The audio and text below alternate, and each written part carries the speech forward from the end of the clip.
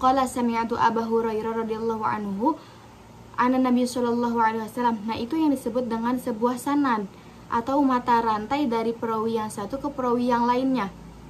Nah, mana yang disebut dengan matan? Yang disebut dengan matannya itu adalah isi beritanya. Kayak yang tadi idza anfaqat al-mar'atu sampai dengan falahu nisfu ajrin. Nah, itu adalah sebuah matanya, inti dari sebuah hadisnya. Nah, apa yang dibahas di dalam sebuah matan dan apa yang dibahas di dalam sebuah sanad? Yang dibahas di dalam sebuah sanad yaitu membahas tentang biografi para perawi, seperti misalkan kapan seorang perawi itu lahir, kapan wafatnya, siapa gurunya, siapa muridnya, dan menceritakan juga bagaimana sifat perawi tersebut, apakah beliau mempunyai sifat adil atau pembohong atau seperti apa. Dan di dalam sebuah matan membahas tentang bagaimana klasifikasi hadisnya, apakah hadisnya ada yang cacat, apakah hadisnya ada yang janggal, seperti itu. Nah, di situ dibahas bagaimana klasifikasinya di dalam sebuah matan itu. Nah, perlu kita ketahui juga bahwa hadis itu mempunyai dua rukun, yaitu sanad dan matan. Jika keduanya ada, maka itu sudah sah disebut dengan hadis. Tetapi jika hanya ada sanad tetapi tidak ada matan, maka itu belum sah dinamakan dengan hadis. Begitupun sebaliknya. Nah, kembali lagi, kan tadi ilmu hadis terbagi menjadi dua, ada ilmu hadis riwayah dan ilmu hadis diroyah. Nah, apa sih yang dibahas di dalam ilmu hadis riwayah dan apa yang dipelajari di dalam ilmu hadis diroyah? Nah, di dalam ilmu hadis riwayah mempelajari tentang segala perkataan Nabi, perbuatan Nabi, batas-batasannya, periwayatannya, yaitu dibahas di dalam ilmu hadis riwayah. Di dalam ilmu hadis riwayah, dan objek pembahasannya itu kepada diri Nabi sendiri, atau tidak membahas tentang hadisnya itu diterima atau tidaknya, sah atau sahih atau tidaknya. Nah, karena itu bukan ranahnya. Ranahnya untuk membahas hadis yang sahih atau tidak, atau diterima atau tidak, yaitu ada di dalam ilmu hadis diroyah. Lalu selanjutnya, apa yang dipelajari di dalam ilmu hadis diroyah? Yang dipelajari dalam ilmu hadis diroyah yaitu ada 7 poin.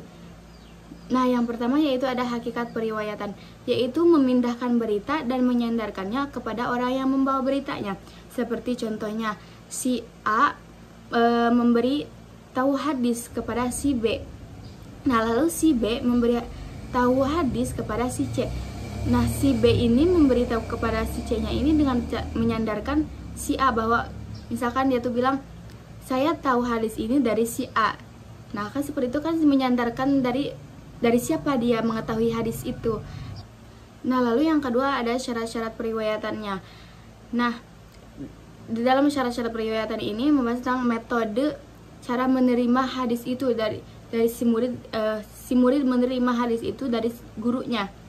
Yang pertama ada metode ijazah, ada metode qiraah, ada metode sima.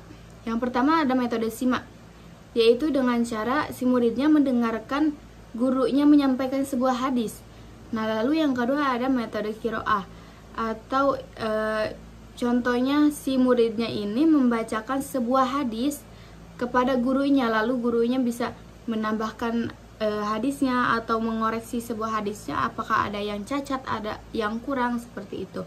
Nah, lalu yang ketiga ada metode ijazah, atau dengan cara guru memberi izin atau kesepakatan kepada muridnya untuk membolehkan si muridnya ini menyampaikan sebuah hadis. Jadi itu yang disebut dengan metode ijazah. Nah, lalu yang ketiga ada macam-macam periwayatan, yaitu membahas tentang apakah sanadnya bersambung atau tidak. Jikalau bersambung, maka itu bisa dikatakan dengan hadis yang diterima atau yang sahih. Jika tidak tersambung, maka belum tentu diterima hadisnya. Contohnya hadis yang sanadnya bersambung seperti tadi, haddatsani Yahya bin Ja'farin.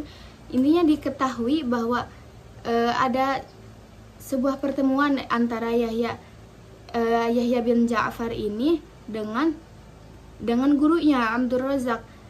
Tetapi kalau misalkan Yahya bin Ja'far ini lahirnya setelah Abdul Razak ini wafat, maka kan tidak ada pertemuan di antara keduanya, maka itu bisa dikatakan dengan hadisnya dengan sanadnya yang terputus. Lalu selanjutnya ada hukum-hukum periwayatannya. Nah, di sini mengetahui hadisnya diterima atau ditolak. Nah, seperti yang tadi saya sampaikan bahwasanya jika sanadnya bersambung maka hadisnya diterima, jika sanadnya terputus maka hadisnya ditolak.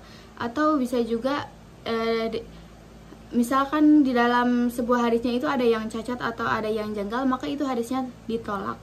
Nah, lalu selanjutnya ada keadaan para perawi dan syarat-syarat mereka, yaitu membahas tentang biografi para perawi atau sifat para perawi, biografinya, kapan dia lahir, kapan dia wafat, terus siapa gurunya, siapa muridnya, siapa orang tuanya, di situ dibahas.